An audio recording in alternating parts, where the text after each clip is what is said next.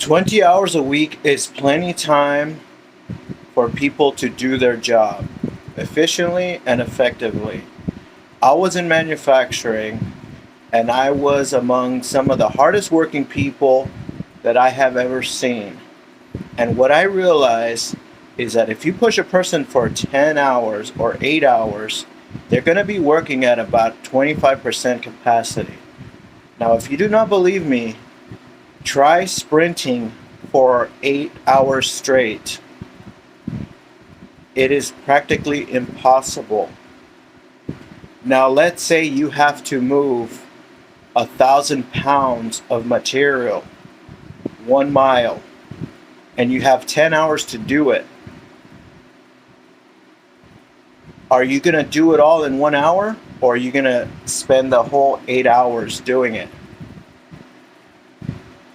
I was in manufacturing and I managed people that were working pretty damn hard, very hard, and a lot more harder than I would ever work in my life. And I noticed that even though they work hard, they'd have to pace themselves to last for 8 to 10 hours. Now, most people worked overtime, so we would work about 10 hours a day, 5 days a week, and sometimes even come in on the weekends. So some people would be working more than 60 hours a day, 60 hours a week. Now, the thing that I noticed is that most people can get their job done within 2 hours.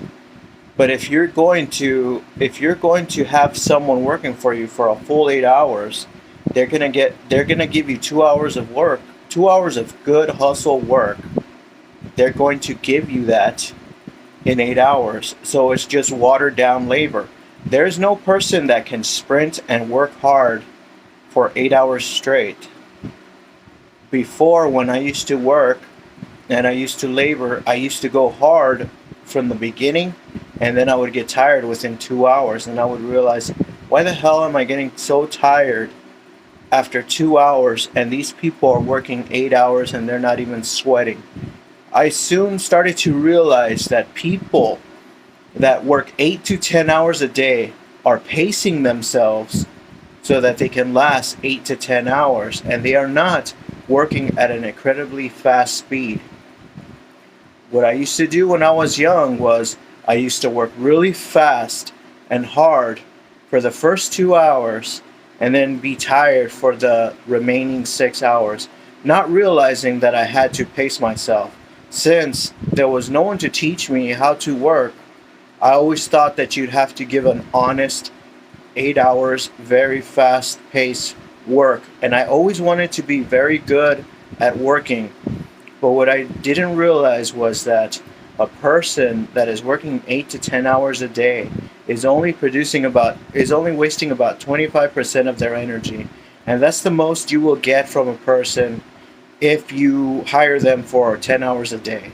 Because an average person cannot sprint for 8 to 10 hours. And it's true in sports. You can't really sprint constantly for hours at a time. You have to pace yourself. This is why when you see soccer or boxing, they're not just running at each other at the highest speed possible in the beginning of the round. They're actually pacing themselves, and they're conserving their energy as much as possible so that they don't get exhausted at the end of the fight or at the end of the game when they actually do need that extra strength. So it took me a while to learn this. So I realized that, you know what, 20 hours a week um, should be the new full time. There's no point in working 8 hours a day anymore. Not with all the technology, not with all the machinery that we have. We're actually producing more things now than we have produced in the 1930s. So there is really no reason for us to put in 8 hours a day, because it's basically a waste of time. It's archaic. It doesn't work anymore. We need to get paid a living wage, and we need to get paid for working 20 hours a week. 20 hours a week is plenty enough time for people to work and to make a living. In the past, people would work 40 to 60, 80 hours because there was no machinery. There was no it was actual human physical labor. So if you would build a house, or you would do something do something like build a car, it would have a lot of human labor in it. Now with machines and all that stuff, you can get things done a lot quicker, and human labor is not as valuable as it once was. It would waste everybody's time if people are working 40 hours a week. So the new full time should be 20 hours a week, and the new part time is 10 hours a week.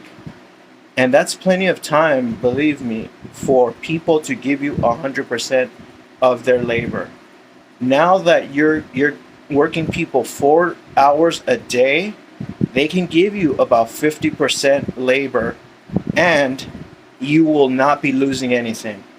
If anything, you will get more stuff done. People will have more energy. People will not get burned out, and the companies will thrive, and people would want to work there. Now, do people want to do that? It's really not up to their own decision. If the people decide to only make 20 hours a week full time, then the people are going to do it. But if people agree to work 40 hours plus a week and not even get a living wage, then people are pretty stupid, because around 90% of the people living in the United States cannot afford a house. So that means about 90% of people living in the United States are either living with relatives, friends, or sharing uh, living spaces. So we really do need to change this collectively. Everyone needs to agree with this. 20 hours a week is the new full time, and you have to get paid a living, which is above $30 to $40 an hour. Actually, you're gonna have to make more like $80 an hour, because it's just a adjustment for inflation. $80 an hour for 4 hours 4 hours a day. So 20-hour work week. That's the norm. You will not lose anything. And yes, there's going to be inflation, but the wages are going to adjust by force. People are going to have to agree with it. And it's people's responsibility to get paid that. Now with technology, we can all talk together and we can agree, look, no one's going to work for less than $60 an hour. So, and no one's going to work more than 20 hours a week. And anyone that does work 40 hours a week and more for minimum wage is actually bringing humanity down. So I don't care what you say, it's no longer noble to have a shitty job and working more than 40 hours a week. You're actually bringing humanity down. With technology, we need to evolve, and we need to create less millionaires, and it's our own responsibility to get paid that much money an hour.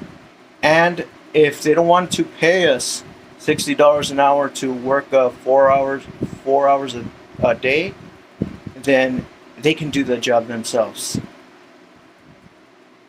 These millionaires can go to the factories and do it themselves. These restaurant owners can get in the kitchen and cook their own food and serve the people themselves. And you'll see that they cannot do it without the people's help. So don't make the rich rich while you're making yourself poor. You have to take responsibility and get paid a living by force, or don't work. Sacrifice your life and say, you know what? I'd rather be poor, live on the street, than to make someone rich. And that's my message.